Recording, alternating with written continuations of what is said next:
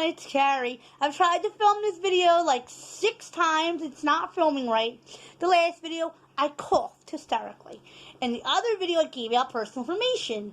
But I'm just starting to get mad, you guys, at trying to film this video because this video, guys, let's get into it.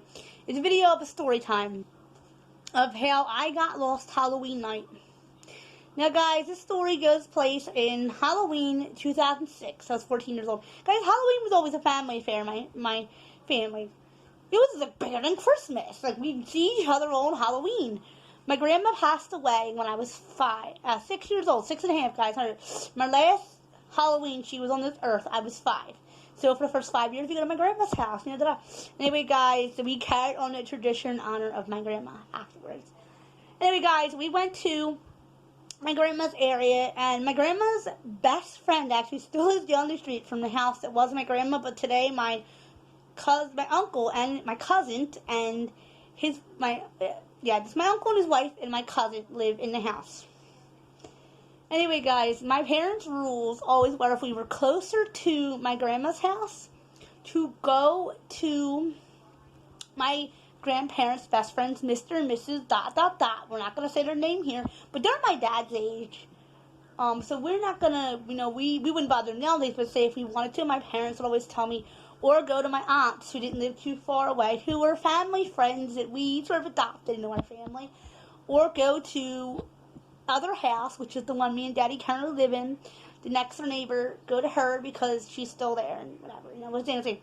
Anyway, guys, I got lost Halloween night. Actually, guys, I really didn't get lost.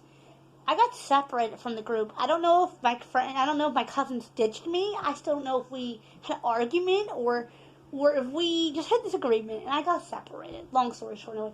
Guys, my mom blew this out of proportion, so bitch, the police calling them, and they didn't even come out, so that just shows you there. Guys, I went up to neighbors saying, I'm lost, insert my aunt's names, niece, I need help, I'm lost. Well, anyway, I decided, I came across these boys, even little me like boys, my age. I pulled my pepper gel out to make him in the eyes. Yes, I did, you guys. And he went, whoa, stop. We are not them kind of guys, and we would not hurt you. Guys, to explain that, I have to explain. I started having demonic nightmares a few weeks before Halloween that I had for 10.5 years. But that's a different story. Story for another day.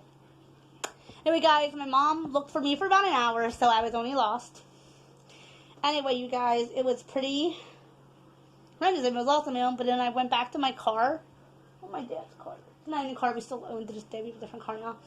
And I said, Daddy, I'm here. And he, wasn't there. My dad, guys, he would always, creep behind us in his car, make sure nobody was gonna get child molested or raped or murdered on his count. Now, guys, to understand why he's the way he is, you have to watch my video about my friend Mandy. You would understand. It's a heartbreaking story, and that's why Dad's the way he is. That's why my parents were the way they are.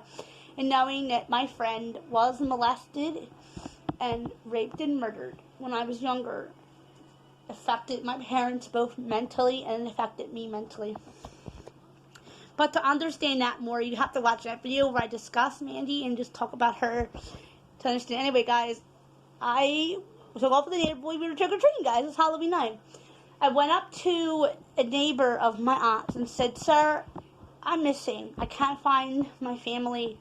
We got separated. He gave me a piece of candy again and shooed me off. Because I went there once with my cousin that came back. When I came back a third time, I said, Sir, I'm not kidding you. I'm missing. I am my aunt's ... name's niece. I am their niece. I'm missing. I can't find my aunt. Can you help me? He basically cursed me out and told me where to go and threw me off of his property. Not physically, guys, but verbally. So I was like, okay, I'm really lost. This is after I took off with Dylan, the neighbor boy that was cute that I liked. We actually ended up dating for a month and a half, you guys. But that's a video for a different day.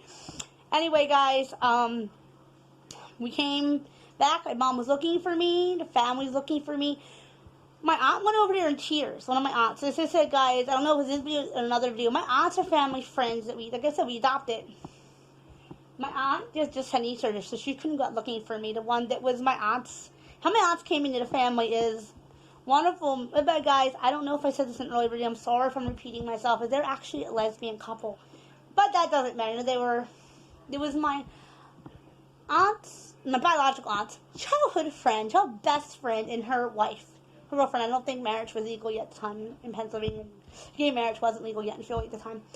Anyway, guys, so one of my aunts went over to this neighbor and said, "Have you seen Carrie Ann, my niece? She just is now fully, she does have a bad arm, so her bag of candy could be starting to hurt her.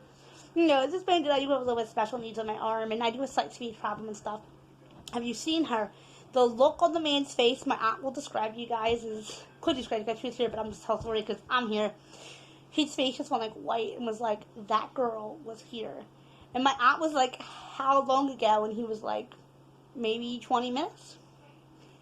And she went, my niece was here, who we've been looking for an hour. Now, guys, the theory on how long I was gone, nobody can agree on, but I don't think it was that long, guys. Some was 3 hours, and it was 5, guys. It couldn't have been that long. I was home and in bed and showered by 11, so come on. My aunt said, for the record, she's missing, and you're the last person to see her alive. Her trail runs cold with you.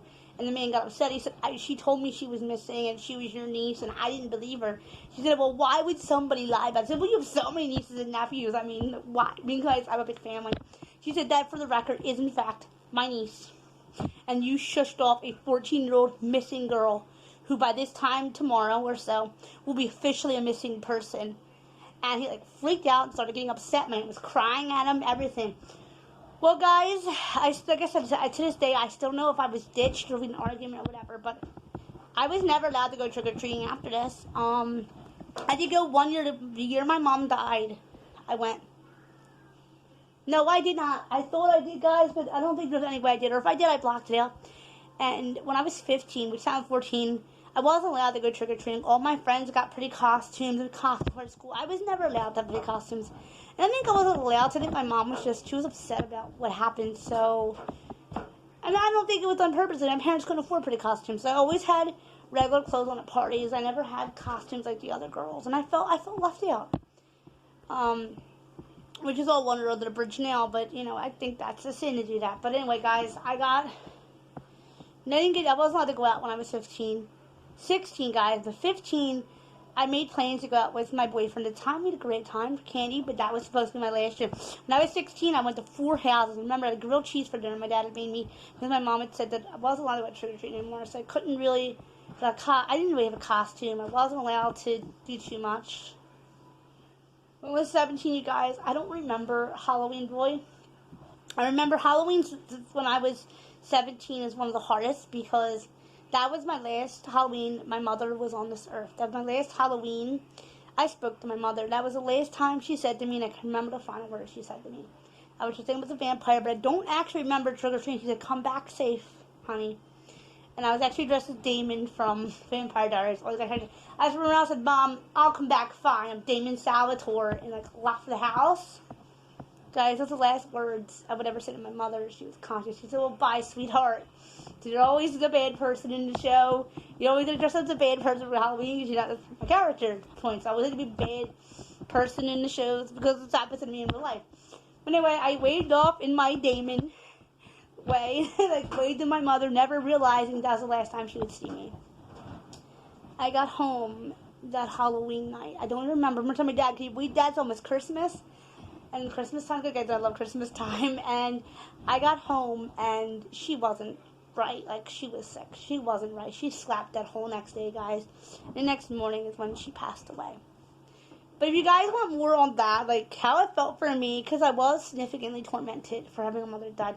But if you guys want to hear that, also, guys, the moral of this story is that make sure you have a phone that works. So back then, I didn't have a cell phone. And make sure if you get lost, you tell people you got lost. You guys, cell phones are so much more prevalent today than they were back when I was a teenager. Couldn't even have a cell phone until I was 15 because they always broke on me before that point. I think I was 15 on my first cell phone and it broke.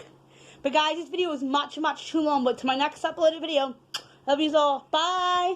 Oh, subscribe, like, share, and comment. Bye.